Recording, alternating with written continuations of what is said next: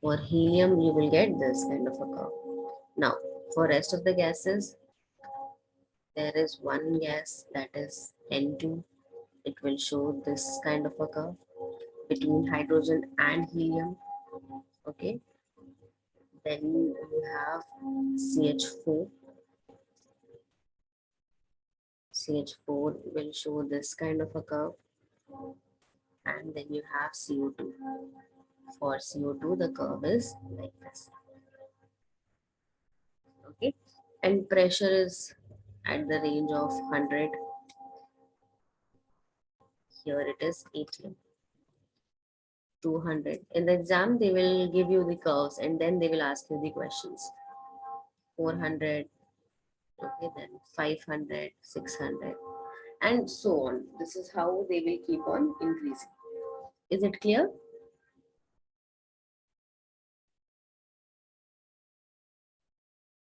Now, can anyone tell me that why nitrogen gas, N2 gas, is the curve is at this position, and for CO2 the curve is at this position? What could be the reason that this variation of curve we are getting?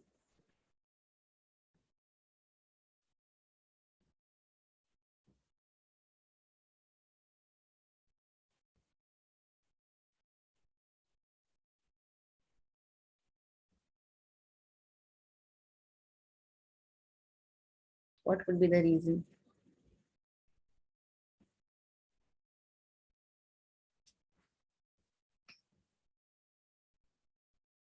Molecular mass का negative and positive deviation से क्या लेना देना है इसमें? तो you tell me कि positive and negative deviation का जो लेना देना है वो किससे है? Repulsive forces and attractive forces, है ना? उसी से हम डिफाइन करते हैं कि पॉजिटिव डेविएशन है या फिर नेगेटिव डेविएशन है. सो वो आप कंपेयर करो.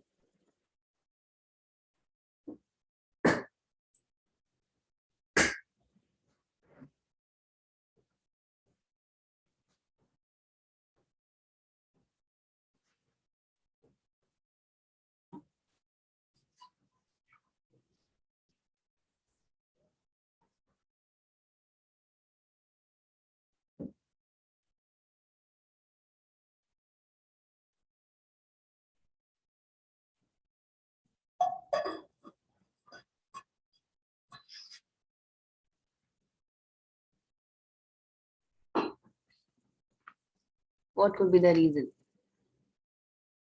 कंप्रेसिबिलिटी फैक्टर तो ग्राफ ही शो कर रहा है ना.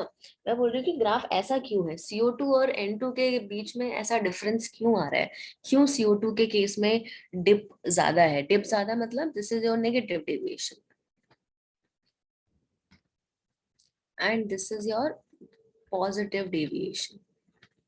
So what I am saying कि क्यों CO2 के केस में डिप ज्यादा है ना. डिप मैंने आपको लास्ट क्लास में डेफिनेशन में लिखवाया था कि more the dip that means more is the deviation, और जहां पे कर्व आपका सबसे ज्यादा लोवेस्ट पॉइंट शो कर रहा है that is known as dip. तो क्लियरली मेरे को दिख रहा है कि dip of CO2 is greater than the dip of N2. So I am asking why this is so. Why the dip of CO2, why it is showing more negative deviation as compared to N2?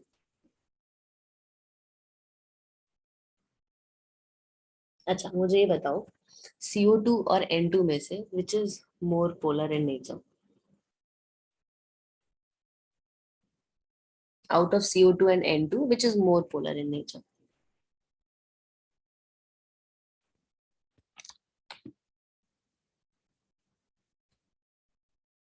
ये तो बता सकते हो. Which is more polar in nature?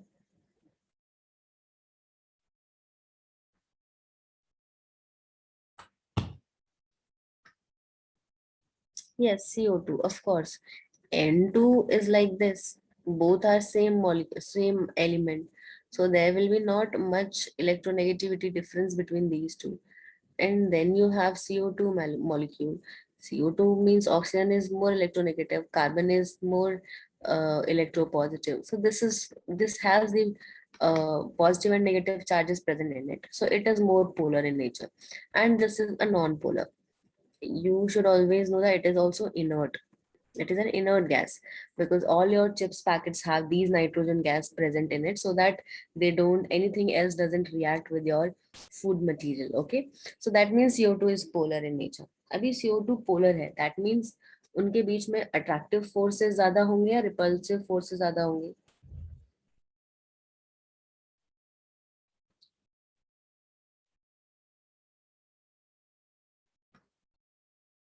Attractive forces ज्यादा होंगे, है ना? हाँ, same thing as N, to prevent rancidity. So अब attractive force ज्यादा होगा तो नेगेटिव डेविएशन होगा या पॉजिटिव डेविएशन होगा?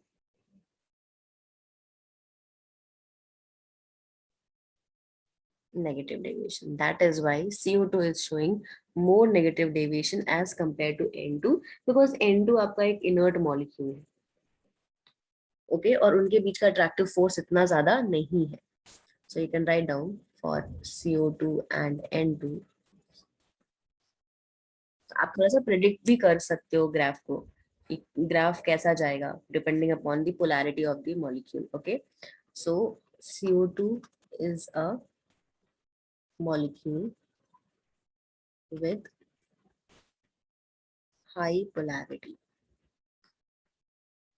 Therefore, it has high intermolecular attraction at low pressure.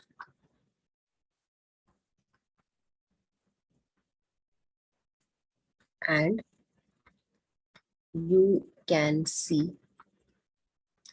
a steep dip in the curve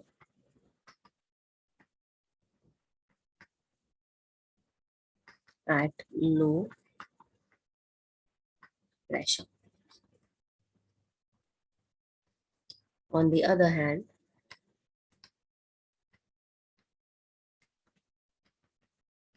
N2 is an inert molecule with the least intermolecular attraction.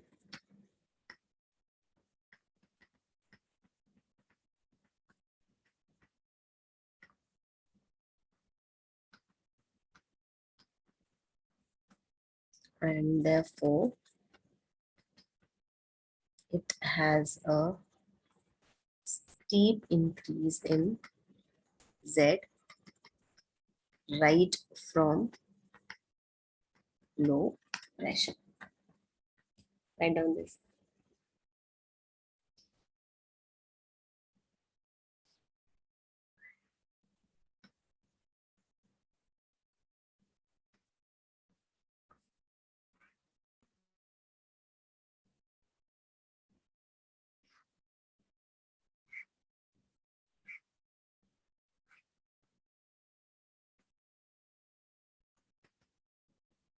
Question is, arrange them in increasing order of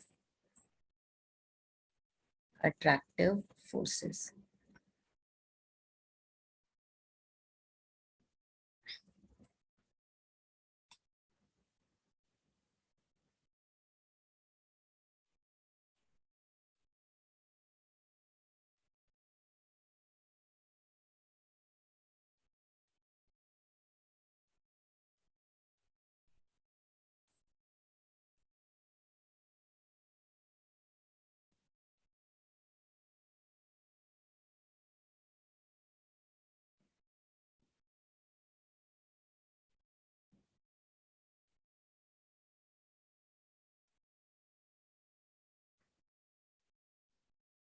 What is the order? जल्दी बताओ.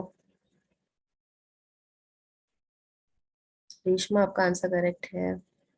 स्निग्धो आपका भी correct है. Neha is also right. Sampada is also right. Good. Of course जितना ज्यादा dip है इसका मतलब है उतना ही ज्यादा अट्रैक्टिव फोर्स होगा. तो डी, सी, बी और A. This is going to be your answer.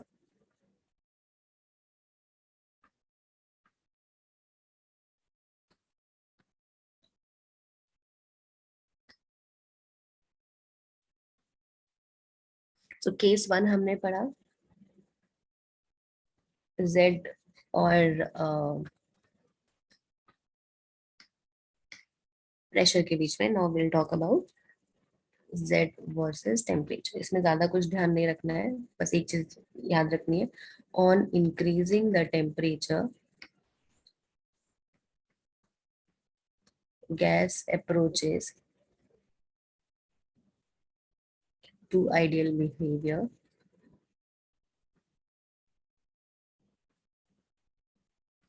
That is dip of the curve. ठीक है, बस इतना लॉजिक ध्यान रखना है कि जैसे जैसे आप टेम्परेचर बढ़ाओगे, at high temperature it starts following the ideal gas behaviour. और आइडियल गैस बिहेवियर के लिए जब आप कर्व बनाओगे तो it is going to give you a straight line, मतलब सॉरी नॉट दिस लाइन, वो ये वाला ग्राफ शो करेगा जहाँ पे z will be equal to 1. जैसे अगर मैं ग्राफ ड्रॉ करना चाहूँ, दिस इज और z इज इक्वल टू 1. मान लो at temperature T1 the curve is like this. धीरे धीरे और टेम्परेचर बढ़ाओगे T2 पे लाइक दिस, एंड और टेम्परेचर बढ़ाओगे तो you will get something like this T3. और T4 पे स्ट्रेट लाइन ही आ जाएगा. तो यहाँ पे T3 is greater than T2 is greater than T1 है. ओके, तो यहाँ पे हमने क्या किया है, गैस को सेम रखा है और टेम्परेचर को चेंज किया.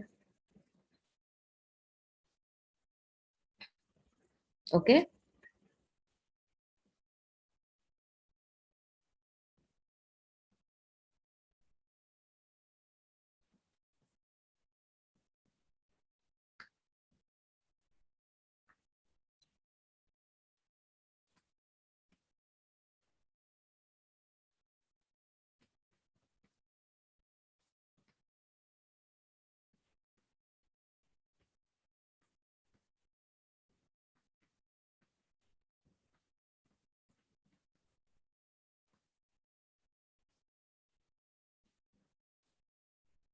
Next topic is reason of deviation from ideal behaviour. कि गैस जो है वो आइडियल बिहेवियर से, रियल गैसेस जो है वो आइडियल बिहेवियर से क्यों डिफरेंट है.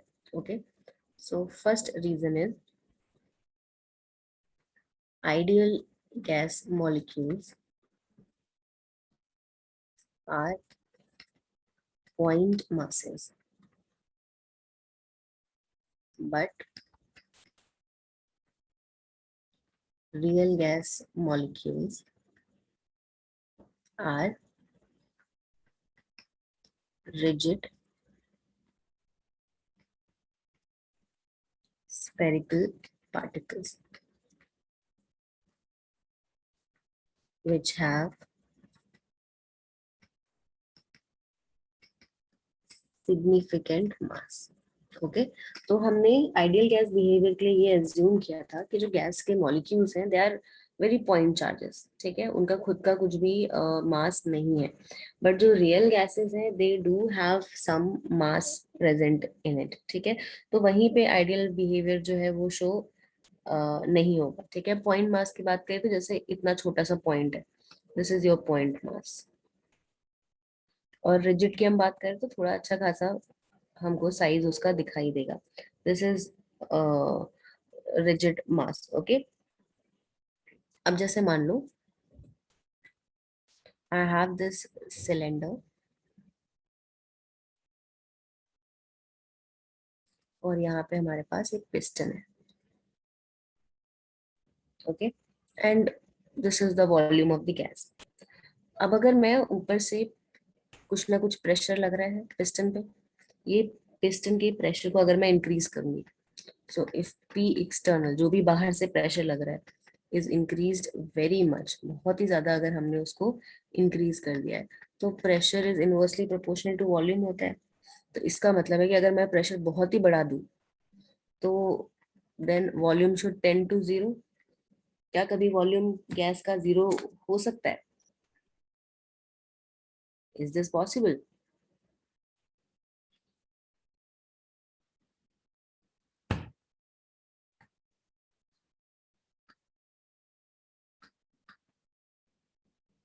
वो तो पॉसिबल है नहीं।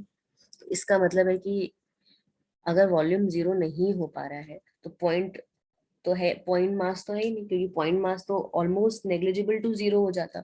तो कुछ ना कुछ वॉल्यूम आपको मिलेगा ही, और कुछ ना कुछ वॉल्यूम, मान लो पिस्टन को आप यहाँ से लेके इधर लेके आ गए, तो इधर जो भी आपके पास बचा that is the volume of the gas molecules.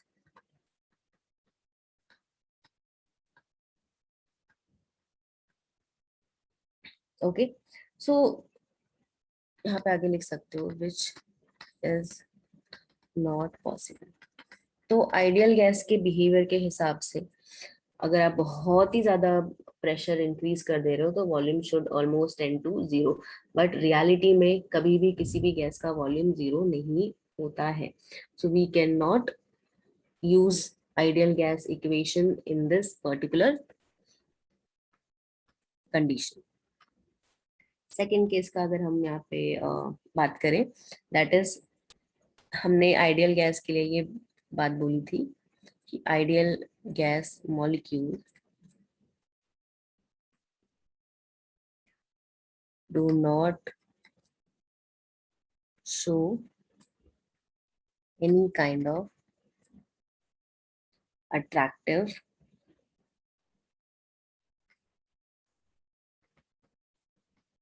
forces between gas molecules। But reality तो ऐसी है नहीं, हर रियल गैस में कुछ ना कुछ सिग्निफिकेंट फोर्स ऑफ अट्रैक्शन होता ही है, वेदर दे आर पोलर और नॉन पोलर। पोलर होंगे तो there will be a lot of force of attraction, but अगर नॉन पोलर होंगे तो भी उनके बीच में वैन डर वाल फोर्स ऑफ अट्रैक्शन तो होगा ही। Okay, so but real gases, you can write down real gas molecules have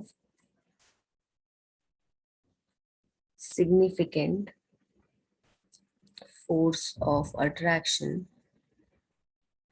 between them।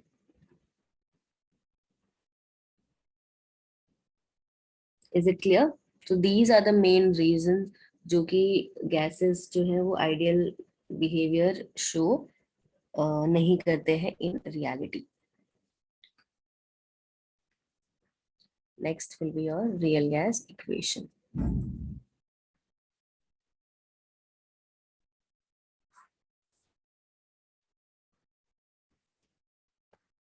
Okay, now for this equation which is derived by, मैं लिख लो फिर explain करती हूँ।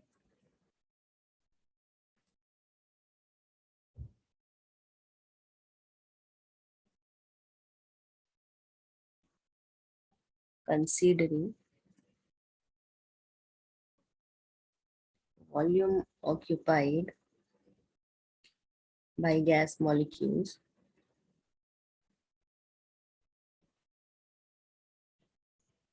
as well as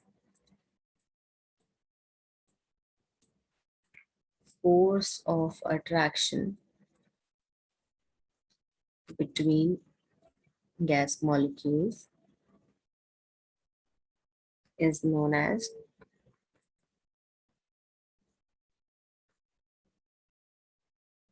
real gas equation. Okay, so अभी हमने जो ideal gas लिया उसमें हमने ना ही मास कंसीडर किया गैस मॉलिक्यूल्स का, ना ही उनके बीच में कोई फोर्स ऑफ अट्रैक्शन कंसीडर किया।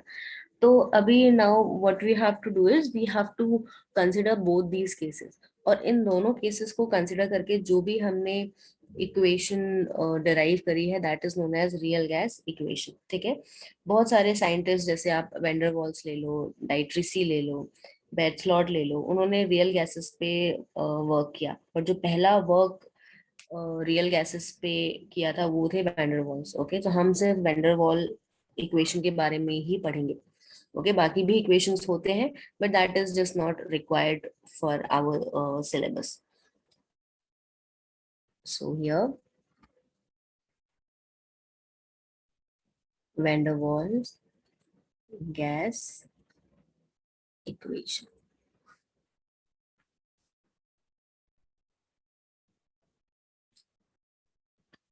सो हियर अभी उन्होंने क्या किया कि वॉल्यूम को भी इंट्रोड्यूस किया ओके, वॉल्यूम करेक्शन को भी इंट्रोड्यूस किया, as well as pressure correct भी किया, क्योंकि हम ना ही मास कंसिडर कर रहे थे, मास होगा तो वॉल्यूम भी चेंज होगा, और ना ही उनके बीच में कोई फोर्स ऑफ अट्रैक्शन है, जहां फोर्स है वहां पे प्रेशर भी डेवलप हो गई। तो उन्होंने दोनों ही चीजें यहाँ पे इंट्रोड्यूस करी, उन्होंने प्रेशर करेक्शन किया एंड वॉल्यूम करेक्शन किया। So in this write down, he introduced volume correction as well as pressure correction in ideal gas equation. Okay, एक एक करके हम वॉल्यूम करेक्शन को डील करेंगे, देन हम प्रेशर करेक्शन को डील करेंगे. So first is volume correction.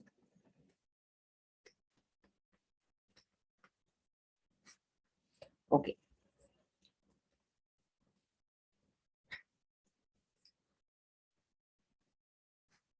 This is our container और इसमें गैस मॉलिक्यूल्स फिल्ड है. ओके, ये आइडियल गैस है. तो अगर मैं इसको कन्फाइन करूं, कोशिश करूं मैं इसको कि एक ही जगह पे एक साथ रख दूं, ये लोग बहुत कम जगह ऑक्यूपाई करेंगे, बस इतना. तो जो भी volume occupied by the gas molecules है, it is negligible as compare to the volume of the container. So this is for ideal gas. Write down here, volume occupied by the gas molecules is negligible as compared to the volume occupied by, to the volume of container, not volume of container. तो वहां पे हम उसका volume neglect कर सकते हैं. अच्छा, अब अगर मैं रियल गैस ले लूं, अब जो हमारे पास गैस मॉलिक्यूल्स है वो थोड़े रिजिड है, उनका कुछ ना कुछ खुद का वॉल्यूम है. तो let's say this is your gas molecules like this.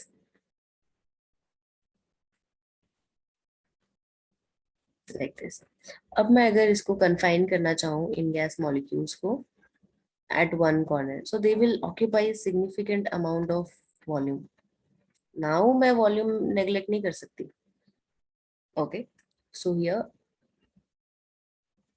now we cannot neglect this volume. Okay, तो यहाँ पे आइडियल गैस के लिए जो भी वॉल्यूम ऑफ गैस है वो हम इक्वल कर देते थे वॉल्यूम ऑफ कंटेनर के. हमने कितने सारे एग्जांपल्स किए जहाँ पे बोला इसका कंटेनर का वॉल्यूम 15 लीटर है, तो वही हमने वॉल्यूम ऑफ गैस कर दिया, बिकॉज वो पूरा स्प्रेड आउट होगा उसी एरिया में. ओके, ऑल्दो उसका वॉल्यूम जो है नेग्लिजिबल है अगर मैं कंटेनर के वॉल्यूम से देखूं, बट यहाँ पे वॉल्यूम ऑफ गैस जो है it is not equal to volume of the container. ठीक है, तो यहाँ पे क्योंकि हम नेग्लेक्ट कर सकते थे इसीलिए हमने बोल दिया कि दोनों इक्वल है, क्योंकि हम नेग्लेक्ट कर रहे हैं इस छोटे से एरिया को. बट यहाँ पे मैं इस जगह को नेग्लेक्ट नहीं कर सकती, तो यहाँ पे volume of gas is not equal to the volume of container. तो अब मुझे वॉल्यूम को कंसिडर करना पड़ेगा. Okay, so actual volume of the gas is the volume available for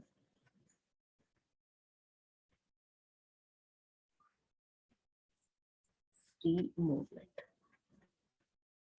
okay, तो अगर इन सारे मॉलिक्यूल्स को मैंने एक तरफ कर लिया, इसका मतलब है कि यहाँ पे तो गैस मॉलिक्यूल्स फ्रीली नहीं मूव कर सकते क्योंकि जगह बहुत कम हो गई.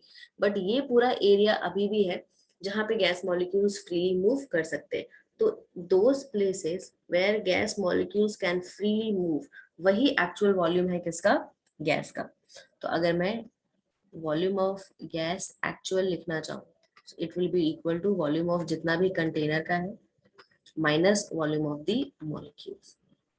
इसको जितना हम माइनस करेंगे वो, बिकॉज वो तो उधर ऑक्यूपाई कर लिया ना, वो रिजिड हो गए, और गैसेस तो कभी ऐसे रिजिड रहते नहीं, वो कंटिन्यूअसली मूव करते रहते हैं। तो फिर जो भी वो बचा हुआ आपके पास वॉल्यूम है वो अवेलेबल है गैस मॉलिक्यूल्स को मूव करने के लिए। जैसे यहाँ पे गैस मॉलिक्यूल्स को मूव करने के लिए पूरा वॉल्यूम अवेलेबल था, ओके, वो तो हमने नेग्लेक्ट कर दिया।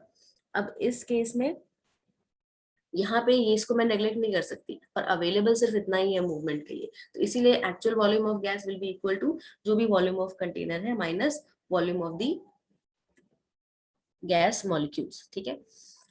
अब मान लेते हैं कि ये वॉल्यूम नॉर्मल कंटेनर है, माइनस इसको मैं बी से रिप्रेजेंट कर रही हूँ, तो this is for 1 mole volume of molecules. I am representing it for 1 mole. Okay, this is volume actual. So volume actual can be written as V minus NB. This is for N. Okay. So यहाँ पे V क्या है? Where V is the volume occupied by 1 mole of gas. ठीक है, V आपके पास है volume occupied by 1 mole of a gas and it is known as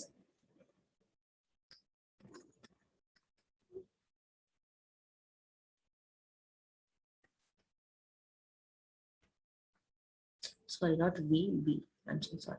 Where B is a volume occupied by 1 mole of gas and it is known as van der Waals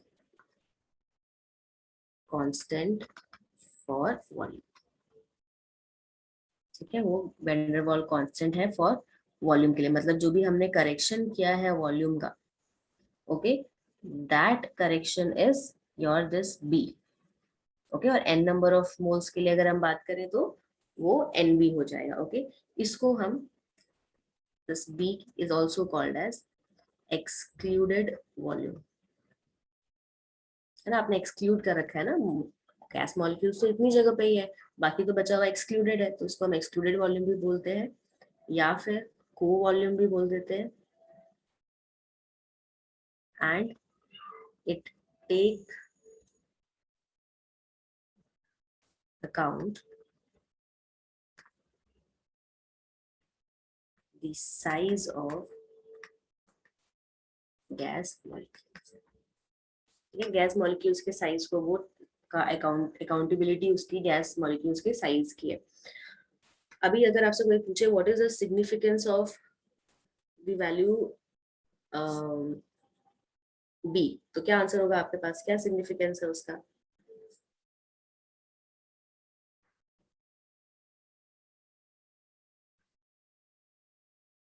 significance क्या है, वो बता रहा है that it is the gas, it is the volume of gas molecules. अगर ऐसा कुछ आ जाएगा तो यू हैव टू टेल और you have to write all these things.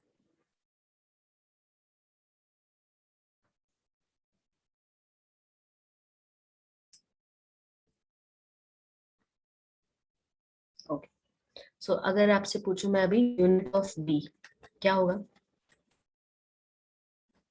What is the unit of B?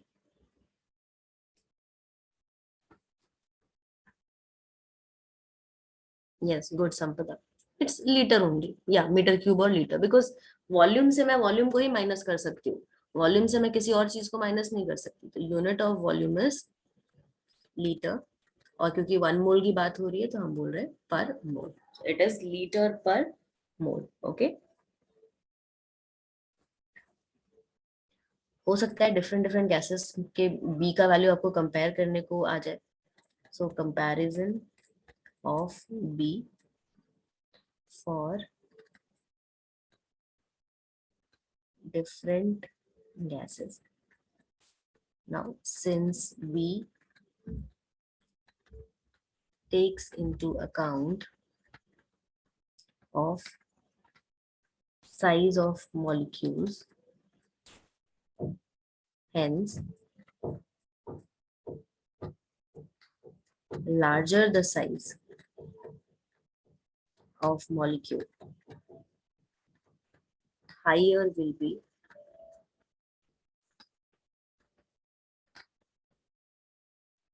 The value of, जितना बड़ा molecule उतना ही ज्यादा उसका बी का वैल्यू ज्यादा होगा।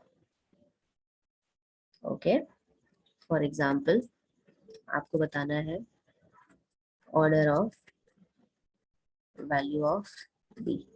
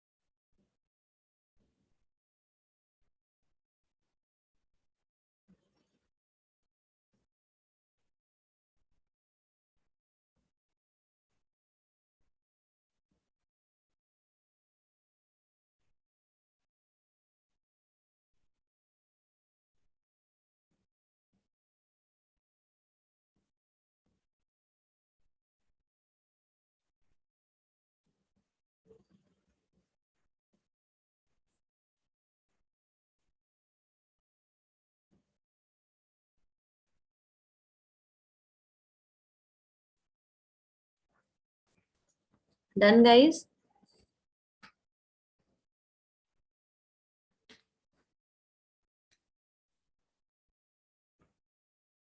देखो फर्स्ट वाले केस में क्लियरली फ्लोरीन का साइज ज्यादा होगा तो उसका वैल्यू ऑफ बी भी ज्यादा होगा। यहाँ पे भी डाउन द ग्रुप जब आप आते हो साइज इंक्रीज होता है तो वैल्यू ऑफ बी भी इंक्रीज होगा। थर्ड केस में फर्स्ट का वैल्यू ज्यादा होगा। Can anyone tell me the reason? ये आपने पढ़ा था 10th क्लास में जब कार्बन एंड इट्स कंपाउंड्स पढ़ रहे थे, then you might have studied this.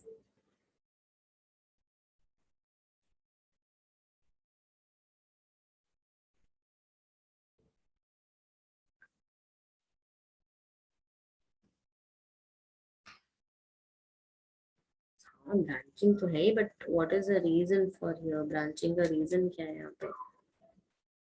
Branching से साइज पे क्या फर्क पड़ रहा है?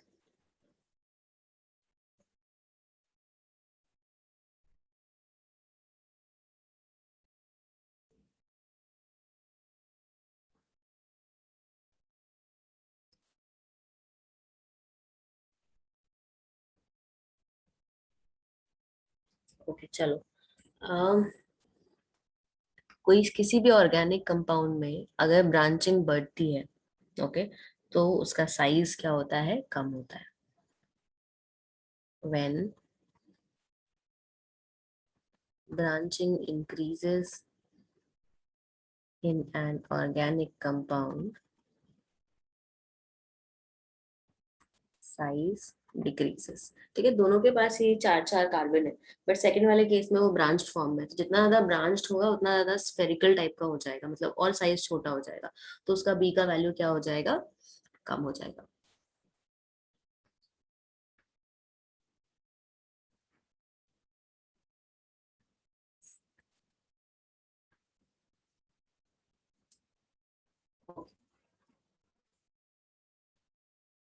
So now next is value of b। हम थियोरेटिकली भी like mathematically value of b निकाल सकते हैं।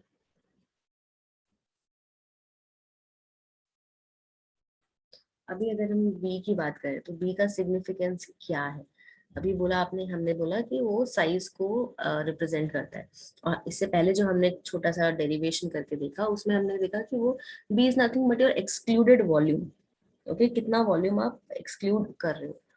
सो B is a constant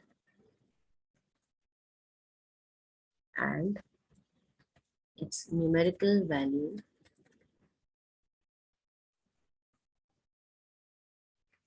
will be given in the problem. Most of the time पे क्वेश्चन में b का वैल्यू गिवन होगा, but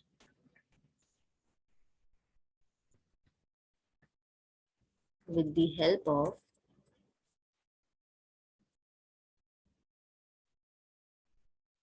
radius of molecule we can calculate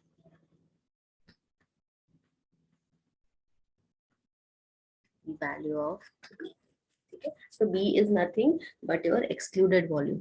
तो मान लो I have this gas molecule, इसका कुछ रेडियस होगा यहाँ से लेके r. ओके, और इसके जस्ट नेक्स्ट एक और गैस मॉलिक्यूल ज्वाइंट है, मान लेते हैं इधर, इसका भी रेडियस कितना होगा, आर होगा. अब अगर ये इस गैस मॉलिक्यूल के आसपास रहेगा पूरे टाइम, घूमेगा अगर, तो ये जो एरिया हो गया इसका, ये कौन सा एरिया हो गया, एक्सक्लूडेड एरिया हो गया. तो वही हमको एक गैस मॉलिक्यूल के लिए I have to find out this excluded volume. Okay, by two molecules. जब ये दो मॉलिक्यूल आपस में ज्वाइंट है तो कोई और आके इसको अटैच नहीं करेगा, यही आपस में अगर घूमेंगे तो इतना वॉल्यूम एक्सक्लूडेड रहेगा. सो this is the excluded volume by two molecules. Okay, अब excluded volume by two molecules कितना होगा?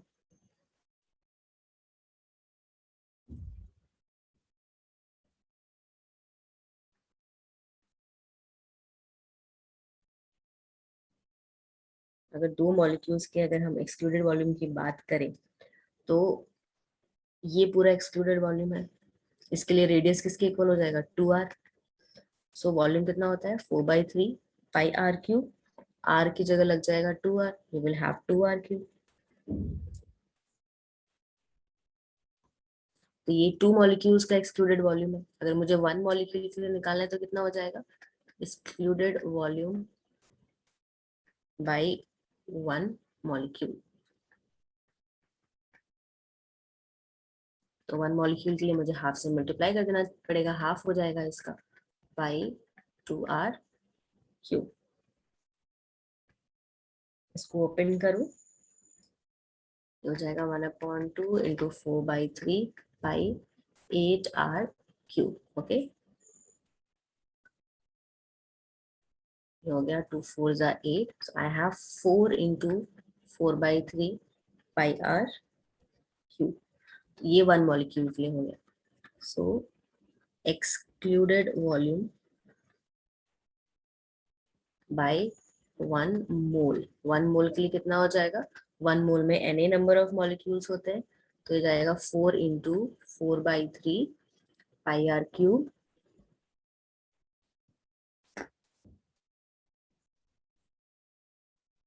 पाई r cube into Na. Okay, so इस फॉर्मूला का भी यूज करके, अगर इन केस, वैसे तो 90% ऑफ द टाइम पे question will give you this value for sure, but अगर नहीं देते हैं तो this is what you have to use. Okay, clear है? Understood guys, let me no.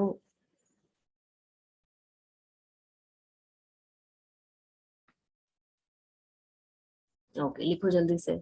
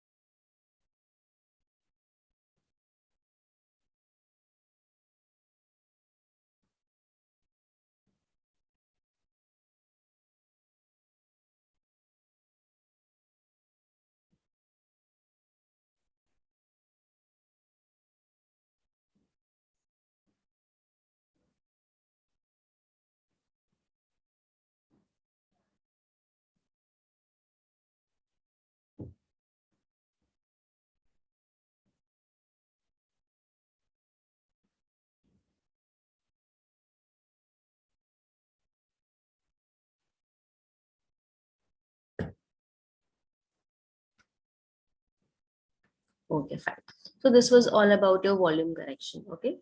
Second, we will be talking about pressure correction.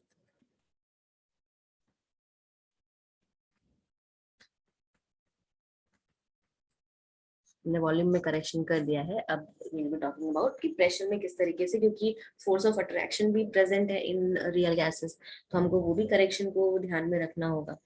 अच्छा, ideal gas अगर हम consider करें,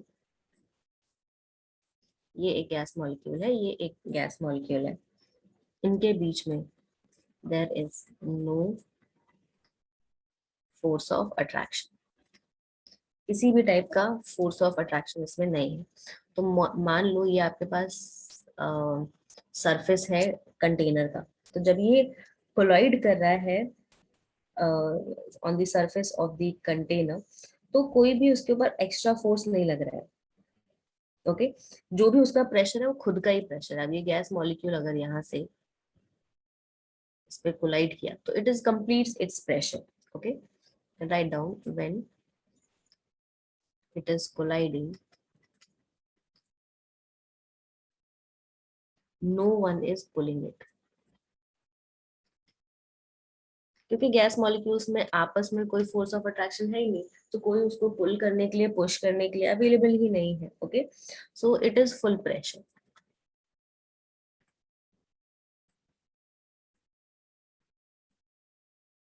और हम उसको पी आई से रिप्रेजेंट कर रहे हैं. ओके, तो जो भी प्रेशर होगा पी आई का, वो नॉर्मल प्रेशर से ज्यादा ही नहीं, नॉट ज्यादा, इक्वल होगा. यहाँ पे जो भी इसका एक्चुअल प्रेशर है वो प्रेशर के इक्वल होगा, जो कि एक्चुअल में होना चाहिए. बट अगर मैं रियल गैस ले लूँ, रियल गैस में तो कुछ ना कुछ फोर्स ऑफ अट्रैक्शन है ही. ये दो गैस मॉलिक्यूल्स है, इनके बीच में there is some force of attraction. Right down, they show force of attraction. Okay, अभी ये मेरे पास कंटेनर का सरफेस है, ये गैस मॉलिक्यूल जब इस पे हिट करेगा, ओके, तो दूसरे गैस मॉलिक्यूल्स उसको पुल कर रहे होंगे, बिकॉज इनके बीच में फोर्स ऑफ अट्रैक्शन है. दे will B pulling each other. अच्छा, अब मॉलिक्यूल्स के बीच में कुछ फोर्स ऑफ अट्रैक्शन है, तो they will be more closer to each other. And जब more closer to each other होंगे तो वॉल्यूम घटेगा. वॉल्यूम भी घट रहा है और मोमेंटम भी डिक्रीज हो रहा है, क्योंकि इतने जितना मोमेंटम से उसको गैस को कंटेनर पे हिट करना चाहिए, उतने मोमेंटम से वो नहीं कर पा रहा है, जिसकी वजह से फोर्स डिक्रीज हो रही है, और जिसकी वजह से प्रेशर भी, जो भी प्रेशर है वो डिक्रीज हो रहा है रियल गैसेस में, है ना. तो इसका मतलब है कि फॉर रियल गैसेस जितना फोर्स होना चाहिए था उतना नहीं है, उससे कम है.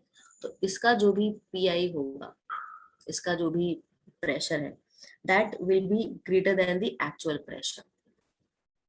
जितना एक्चुअल में होना चाहिए था उससे ज्यादा होगा. जिसकी वजह से अब एक तो जब कंटेनर पे गैस मॉलिक्यूल्स रैंडमली मूव कर रहे हैं, यहाँ से वहां इधर जा रहे हैं, एक दूसरे जिगजैग मोशन कर रहे हैं, तो एक तो प्रेशर उसकी वजह से जनरेट हो रहा है जो वॉल पे हिट कर रहे हैं.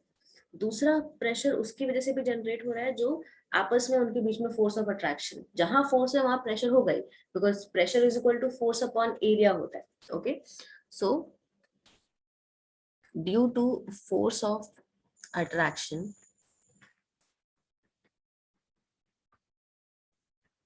there will be some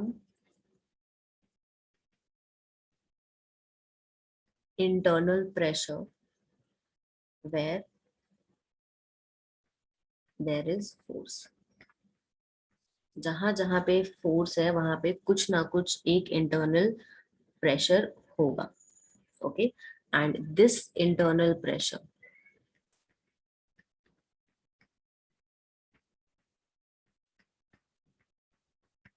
is called internal pressure of gas.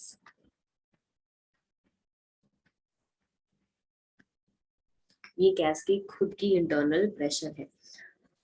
तो ऑल टुगेदर जो वॉल पे हिट कर रहा था उसकी वजह से भी प्रेशर आ रहा है, और क्योंकि गैस मॉलिक्यूल्स के बीच में भी खुद का कुछ ना कुछ प्रेशर है, तो वो भी एक्स्ट्रा प्रेशर ऐड कर रहे हैं।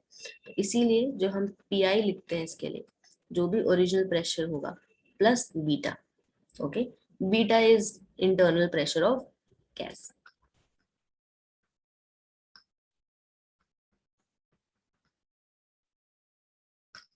कुछ भी डाउट है यहाँ तक तो पूछो।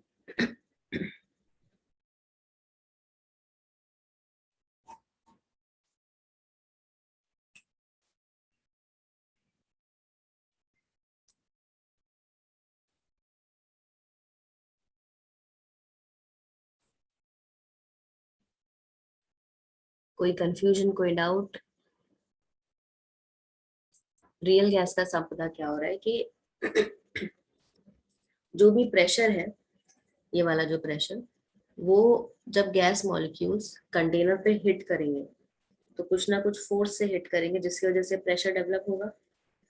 एक तो ये फोर्स हो गया। दूसरा फोर्स क्या है कि क्योंकि गैस मॉलिक्यूल्स के बीच में कुछ ना कुछ अट्रैक्टिव फोर्स प्रेजेंट है, तो वहां पे भी प्रेशर होगा। उसी प्रेशर को मैंने बीटा से रिप्रेजेंट कर दिया, that's it.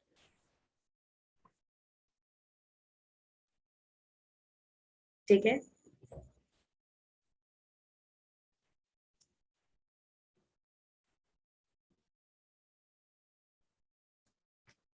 Very simple concept. ये जो सब चीजें हैं कि ऑफ कोर्स अगर इनके बीच में कुछ फोर्स ऑफ अट्रैक्शन होगा तो वॉल्यूम घटेगा, वॉल्यूम घटेगा तो मोमेंटम भी घटेगा, मोमेंटम घटेगा तो फोर्स भी घटेगा, और प्रेशर भी थोड़ा सा कम होगा, जो भी ओरिजिनल होना चाहिए था। तो वही बस यहाँ पे लिखा हुआ है। अच्छा, अभी बीटा का वैल्यू हम कैलकुलेट करेंगे।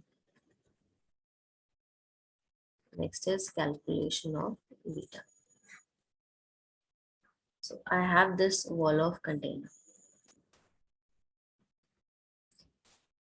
यहाँ पे बहुत सारे गैस मॉलिक्यूल्स है।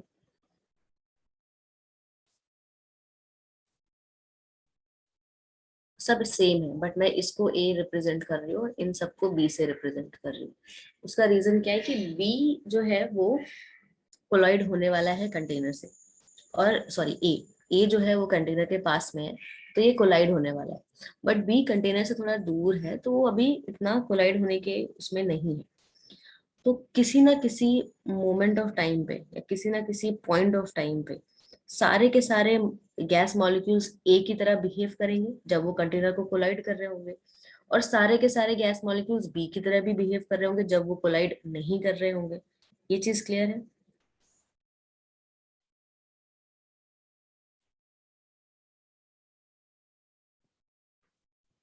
ये चीज क्लियर है ना, इसमें तो कोई डाउट नहीं है।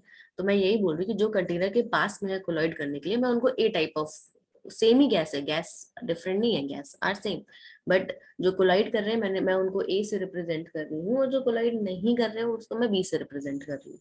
Okay, at some point of time पे सारे के सारे मॉलिक्यूल्स ए की तरह बिहेव किए होंगे, और at some point of the time सारे के सारे मॉलिक्यूल्स बी की तरह भी बिहेव किए होंगे। अब मैं ये नहीं बोल रही हूँ कि एक पर्टिकुलर टाइम पे, किसी ना किसी टाइम पे, अगर अगर ये वाला मॉलिक्यूल अभी बी है, but at some point of time may be later on ये कोलाइड करे, तो ये किसकी तरह बिहेव करने लगेगा? ए की तरह बिहेव करने करने लगेगा। This is what I am saying. तो यहाँ पे लिखो,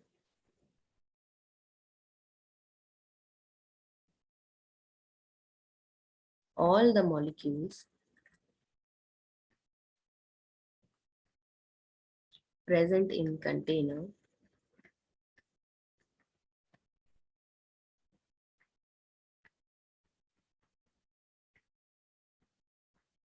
will be of A type as well as B type of molecule at some point. Their number, जो गैस मॉलिक्यूल्स है उनका number, depends upon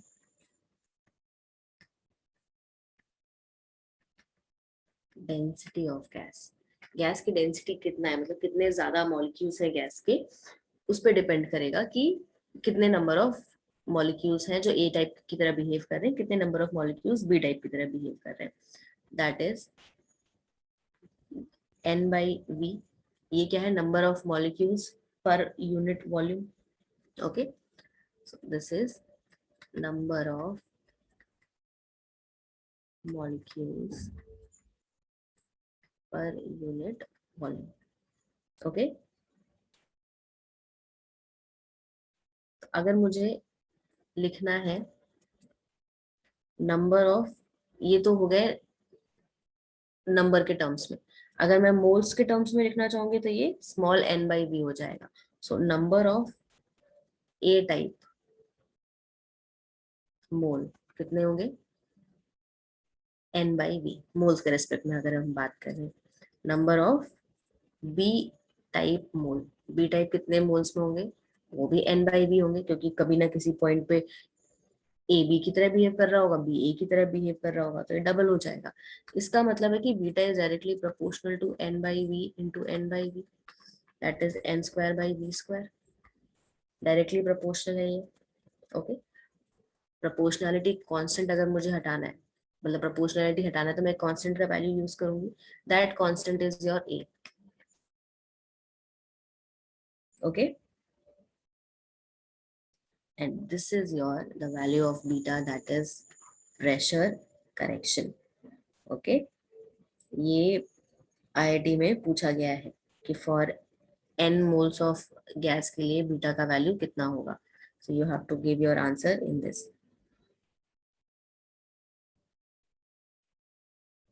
this is for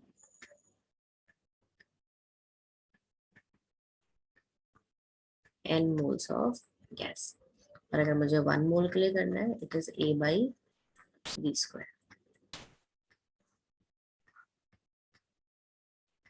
this is for 1 mole of gas. Clear है?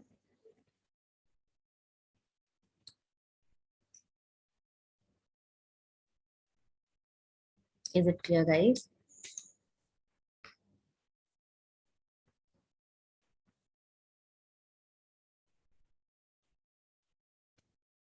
लिखो जल्दी से.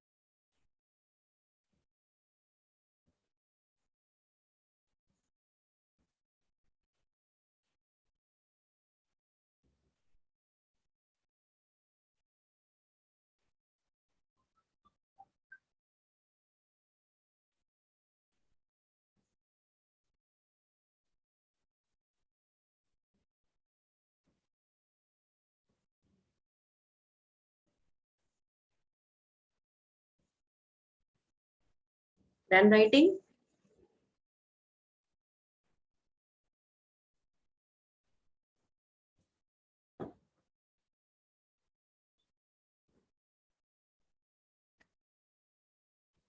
Okay,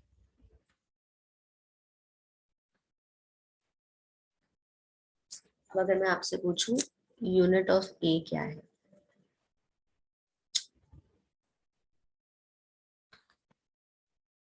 what will be the unit of A?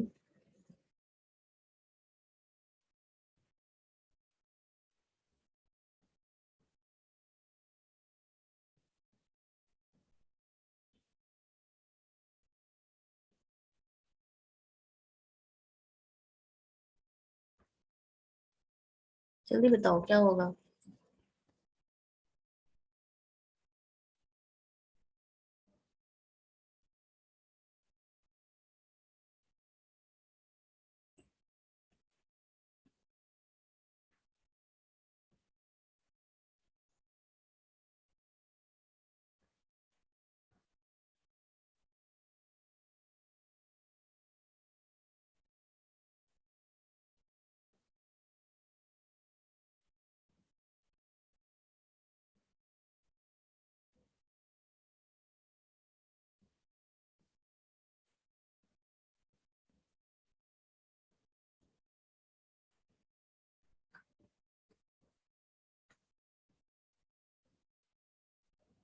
Pascal square, कुछ भी इतना आसान है वो भी नहीं बता पा रहे हो। देखो इधर, ए क्या है? A is a constant known as van der Waals constant for force of attraction and takes into account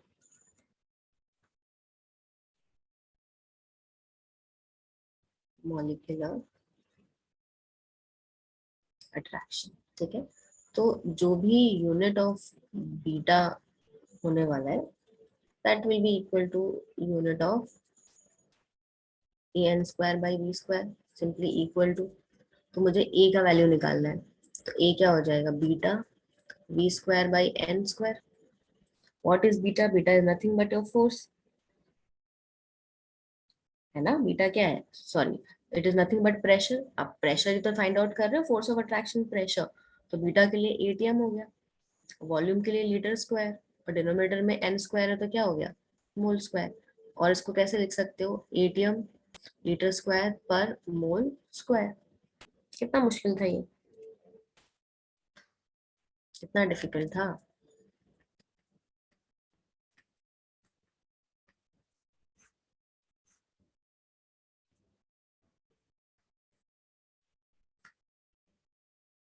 next is significance of ए। ए का सिग्निफिकेंस क्या है? Of course it is telling you about the force of attraction existing between the gas molecules.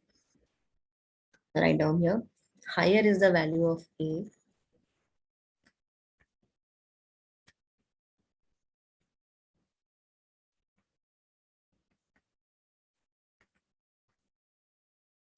easier will be the liquefaction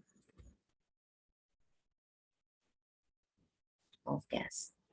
क्या, कितना, ये statement से क्या समझ में आता है?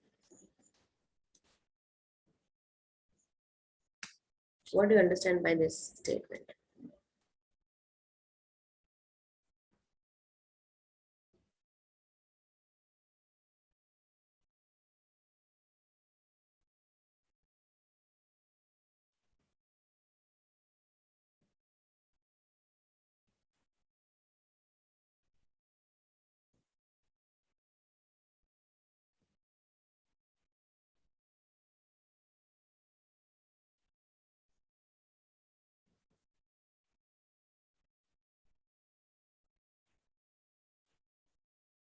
What do you understand by this statement?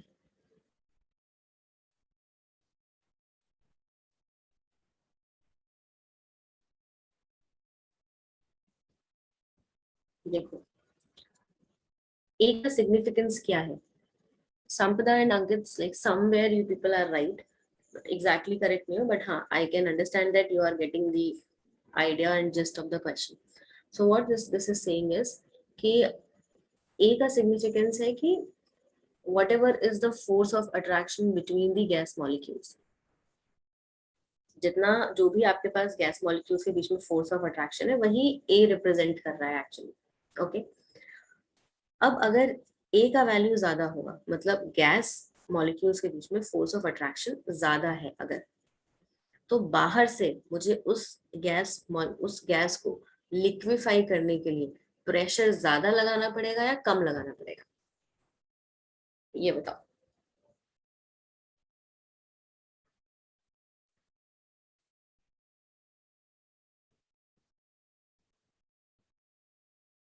High pressure लगाना पड़ेगा। अच्छा, लिक्विफिकेशन का मतलब क्या होता है?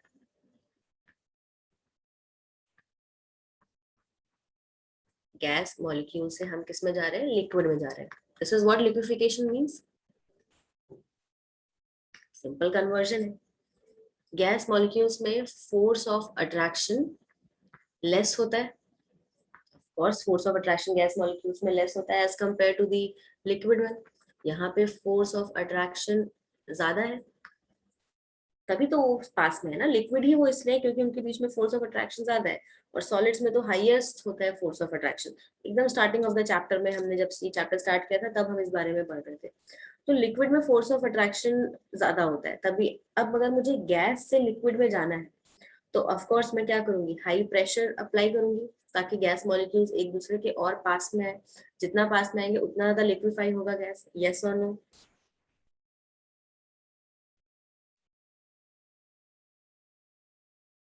This is clear. अच्छा, अभी अगर गैस के मॉलिक्यूल्स में पहले से ही थोड़ा सा फोर्स ऑफ अट्रैक्शन है, मतलब वो पहले से ही एक दूसरे के पास में है, उनके बीच में पोलैरिटी है, फोर्स ऑफ अट्रैक्शन है, तो बाहर से प्रेशर मुझे कम लगाना पड़ेगा या ज्यादा लगाना पड़ेगा?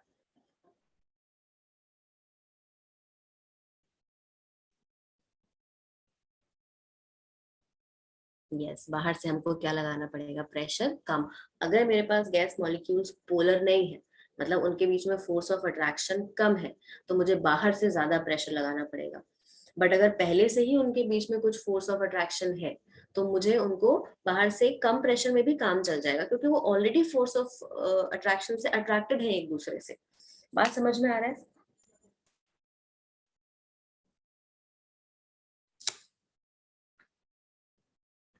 ओके, सो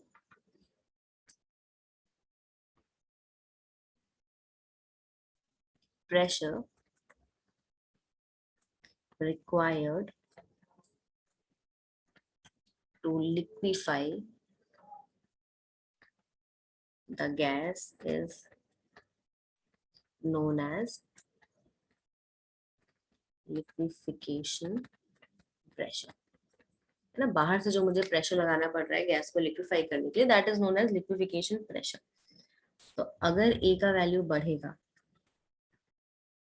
तो liquefaction pressure is going to decrease. तो इसका मतलब है A is inversely proportional to liquefaction pressure. अच्छा, आई होप ये क्लियर है। नेक्स्ट सवाल में अगर आपसे ये पूछना चाहूँ, आइडियल गैसेस के लिए ए का वैल्यू क्या होगा? For ideal gases what will be the value of A?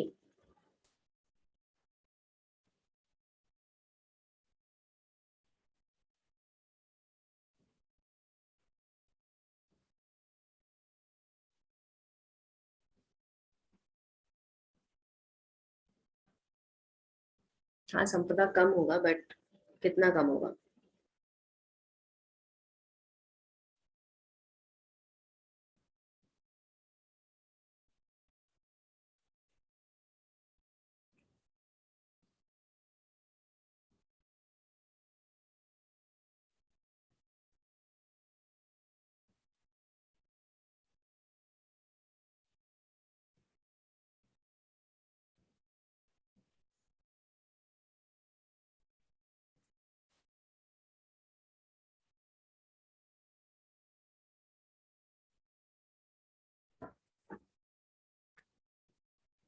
Yes, not almost zero Reshma, it will be zero. Okay, क्योंकि जिन गैस मॉलिक्यूल्स के बीच में फोर्स ऑफ अट्रैक्शन है ही नहीं, उनके लिए ए का वैल्यू क्या होगा? तो जीरो ही होगा ना। ए का वैल्यू रिप्रेजेंट क्या कर रहा है? It is the force of attraction between the gas molecules. और आइडियल गैस के लिए तो हम ये कंसिडर करते हैं कि उनके बीच में कोई फोर्स ऑफ अट्रैक्शन है ही नहीं, तो उनका ए का वैल्यू क्या होगा? Zero.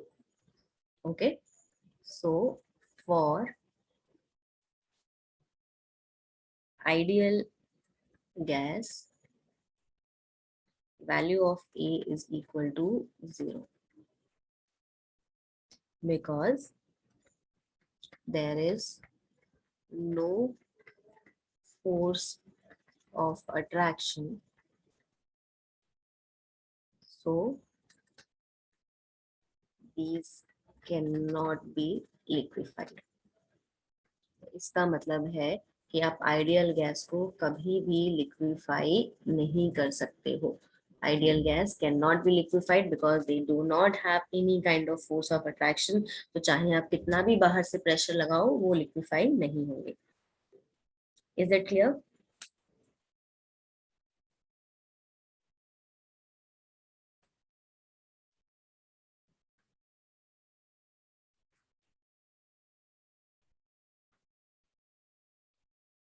Okay, next is comparison of value of A, कि हम किस तरीके से डिफरेंट डिफरेंट गैसेस के लिए ए के वैल्यू को कंपेयर कर सकते हैं. So A is a constant whose numerical value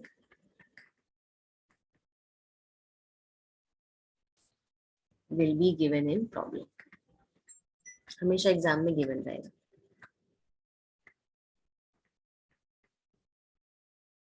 But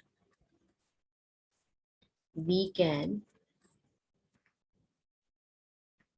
compare value of A for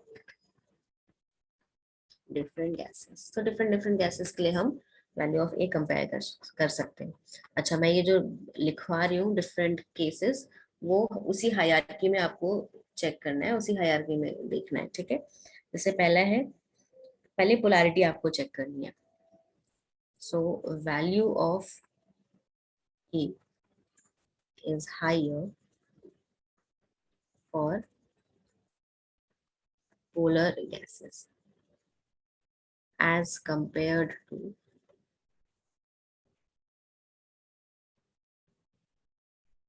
non polar gases. ठीक है, अगर पोलर गैसेस होंगे तो ऑफ कोर्स उनके बीच में फोर्स ऑफ अट्रैक्शन ज्यादा होगा because of polarity.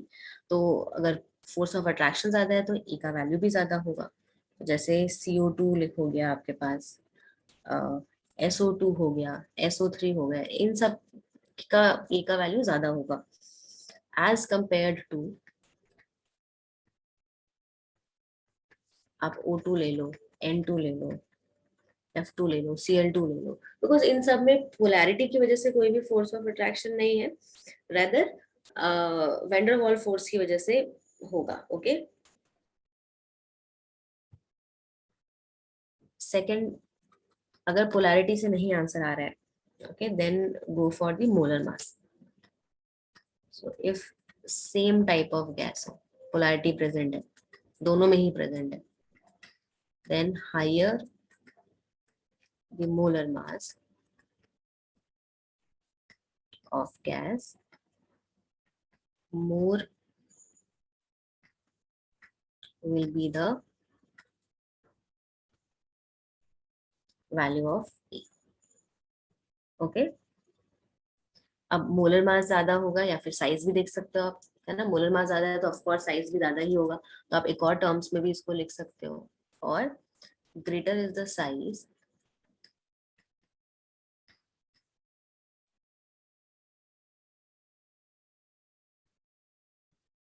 of gas molecule,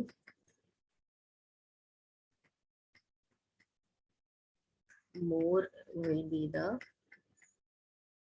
value of A.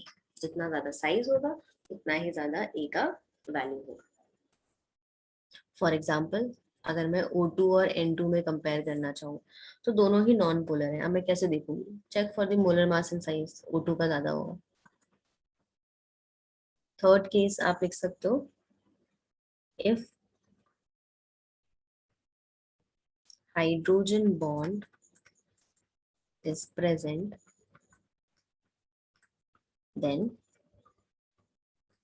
force of attraction will be high. Thus,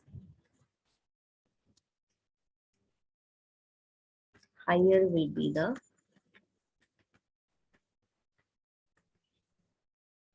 value of A. उतना ही ज्यादा A का वैल्यू होगा. सिंपल. जैसे जितना ज्यादा अच्छे से हाइड्रोजन बॉन्डिंग उतना ही ज्यादा उसका A का वैल्यू. फॉर एग्जाम्पल, आप वाटर ले सकते हो, अमोनिया ले लो, ये सारे हाइड्रोजन बॉन्डिंग शो करते हैं. फोर्थ पॉइंट, ये कोई ऑर्डर नहीं बताएगा, बस आपको याद रखना है. Due to very small size of H2, hydrogen gas का सबसे छोटा साइज होगा, and helium, their value of A is negligible. उनका ए का वैल्यू एकदम नेग्लिजिबल होता है. ठीक है, आप A of hydrogen and helium अगर लिखना चाहो, it is almost equal to 0. Is it clear, guys?